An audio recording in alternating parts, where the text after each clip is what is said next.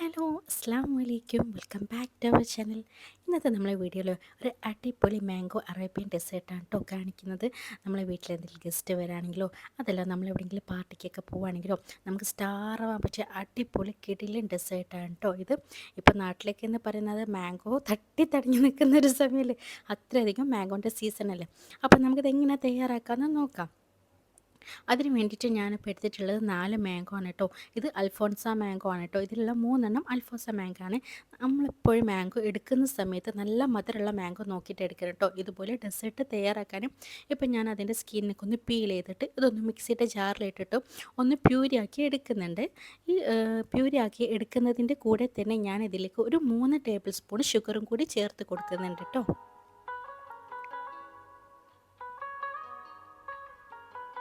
നമുക്ക് ഷുഗർ കൂടി ചേർത്തിട്ട് ഇത് നല്ലോണം ഒന്ന് പ്യൂരാക്കി എടുക്കാം. എന്നിട്ട് നമുക്കിതൊന്ന് ഒരു ബൗളിലേക്ക് മാറ്റാം കേട്ടോ.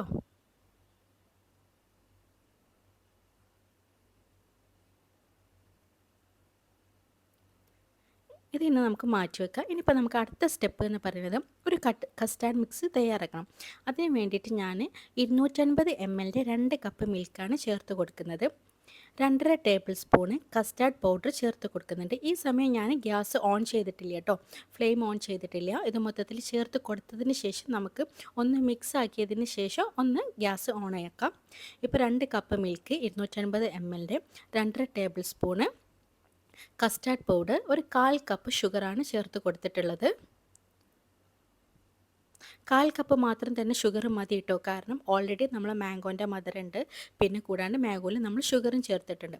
ഇതൊരു 4-5 മിനിറ്റും ഒരു ചെറിയ ഫ്ലെയിമിലിട്ടിട്ട് ഒന്ന് ഇതുപോലെ കുക്ക് ചെയ്തെടുക്കുകയാണ് ചെയ്യേണ്ടത്. കൈ എടുക്കാണ്ട് ഇതുപോലെ കുക്ക് ചെയ്തെടുക്കണം. ഇതാ ലാസ്റ്റ് ഇതുപോലെ ഒരു ക്രീമി ഫൈനൽ സ്റ്റേജ് എത്തുമ്പോൾ നമുക്കൊന്ന് ഗ്യാസ് ഓഫാക്കിയിട്ട് അതിലേക്ക് ഒരു ടീസ്പൂണ് വാനില എസൻസും കൂടിയും ചേർത്ത് കൊടുക്കാം. ഇനി നമുക്കിതൊന്ന് കൂളാക്കാൻ വേണ്ടി മാറ്റി വെക്കണം കേട്ടോ.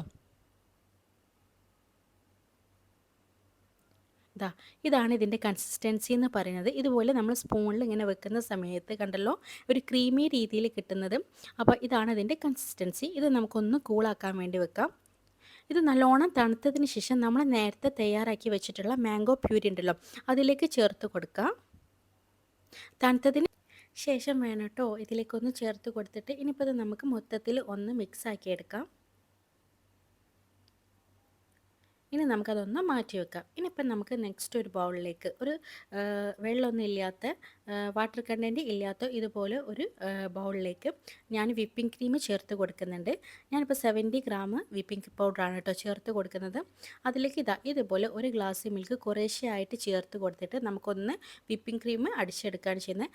ഞാൻ അധികം വിപ്പിംഗ് പൗഡറാണ് ഇവിടെ യൂസ് ആക്കൽ. വിപ്പിംഗ് ക്രീമിനേക്കാളും എനിക്ക് എന്തോ വിപ്പിംഗ് ക്രീം എടുത്ത് കഴിഞ്ഞാൽ എനിക്ക് ഇതുപോലെ കിട്ടൽ എപ്പോഴും പിരിഞ്ഞു പോകാറാണ്. അപ്പോൾ അതിന് ശേഷം മുതൽ ഞാൻ വിപ്പിംഗ് പൗഡറാണ് യൂസ് ആക്കൽ. ശേഷം ഇതുപോലെ 2 ഫ്രഷ് ക്രീം എടുക്കുന്നുണ്ട്. ഒരു ഫ്രഷ് ക്രീം എന്ന് പറയുന്നത് 100 ഗ്രാമാണ്.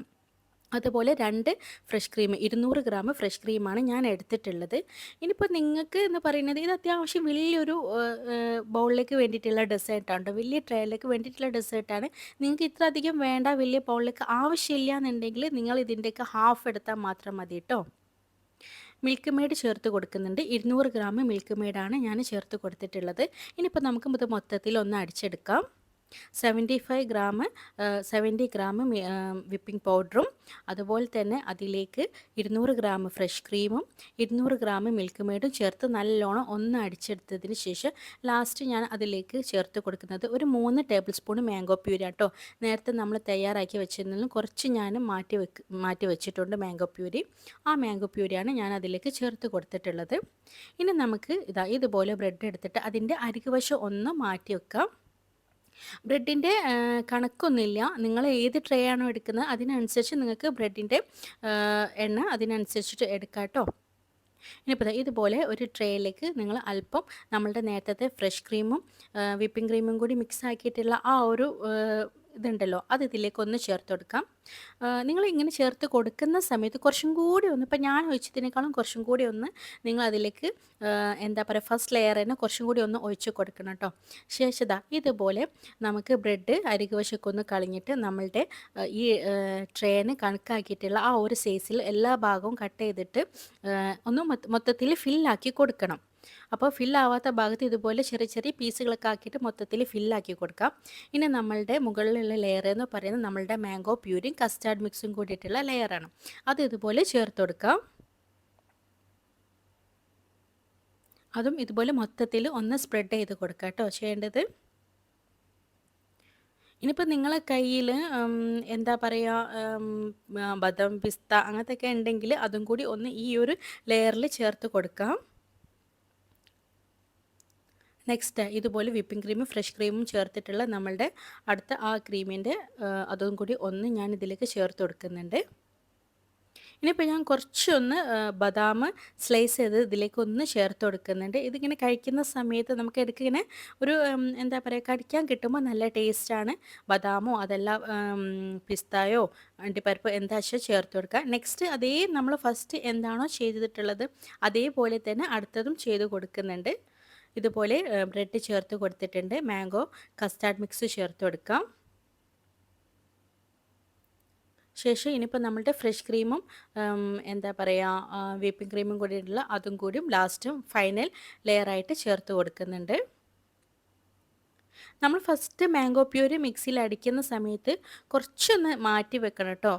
അത് നമുക്ക് എന്തിനാ വെച്ചാൽ ഇതുപോലെ ഗാർണിഷ് ചെയ്യാൻ വേണ്ടിയിട്ടാണ്. ഇതുപോലെ ഞാൻ ചെയ്യുന്ന ഈ ഒരു ഡിസൈൻ നിങ്ങൾക്ക് ഗാർണിഷ് ചെയ്യണമെന്നുണ്ടെങ്കിൽ നിങ്ങൾ ആ ഫസ്റ്റ് ലാസ്റ്റുള്ള ലെയർ ഉണ്ടല്ലോ, അത് കഴിഞ്ഞതിന് ശേഷം ഒരു അരമണിക്കൂറിന് ഫ്രീസറിൽ വെക്കണം കേട്ടോ.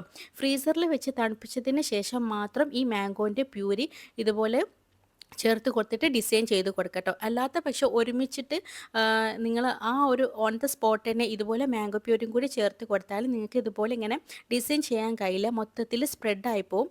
അപ്പോൾ നമ്മൾ ഒന്ന് അരമണിക്കൂർ ഫ്രീസറിൽ വെച്ച് കഴിഞ്ഞാൽ ആ മുകൾ ഭാഗത്തുള്ള ആ ലെയർ ഉണ്ടല്ലോ അത് നല്ല കറക്റ്റ് ടെക്സ്ചറിൽ കിട്ടും. അപ്പോൾ നമുക്ക് ഇതുപോലെ നല്ല രീതിയിലുള്ള ഡിസൈൻ ചെയ്ത് കൊടുക്കാൻ വേണ്ടി പറ്റും കേട്ടോ. അപ്പോൾ നിങ്ങൾ അങ്ങനെ ചെയ്യുന്നുണ്ടെങ്കിൽ ഒന്ന് ശ്രദ്ധിക്കണം. ഒരു അരമണിക്കൂർ ഫ്രീസറിൽ വെച്ച് എടുത്തതിന് ശേഷം ഇതുപോലെ ചേർത്ത് ഗാർണിഷ് ചെയ്താൽ മതി. അപ്പോൾ ശേഷം ഞാൻ ഇതുപോലെ കുറച്ച് ബദാം ചേർത്ത് കൊടുക്കുന്നുണ്ടല്ല, പിസ്ത ചേർത്ത് കൊടുക്കുന്നുണ്ട് കേട്ടോ. ഇനി അഥവാ ഡിസൈൻ ചെയ്യുന്നുണ്ടല്ലാന്ന് വെച്ചാൽ നിങ്ങൾക്ക് അപ്പം തന്നെ നിങ്ങൾക്ക് ഇഷ്ടമുള്ള എന്താണോ മുകളിൽ വെച്ച് കൊടുക്കാനുള്ള അതുപോലെ ഗാർണിഷ് ചെയ്തെടുക്കാം. ഇത്രയേ ഉള്ളൂ, അത്രയും സിമ്പിളായിട്ടുള്ള പക്ഷേ ഒരു പുഡിങ്ങാണ്. അടിപൊളി ടേസ്റ്റ് ആയിട്ടുള്ള ഒരു പുഡിങ്ങാണ് കേട്ടോ ഇത്, ഡെസേർട്ടാണ്. അപ്പോൾ നിങ്ങൾ എന്തായാലും ഇതൊന്ന് ട്രൈ ചെയ്ത് നോക്കേണ്ടി. അപ്പം ഇഷ്ടപ്പെട്ടതാണെന്നുണ്ടെങ്കിൽ നിങ്ങളൊന്ന് സബ്സ്ക്രൈബ് ചെയ്യേണ്ടി, ലൈക്ക് ചെയ്യേണ്ടി, ഫീഡ്ബാക്കൊക്കെ അറിയിക്കേണ്ടി.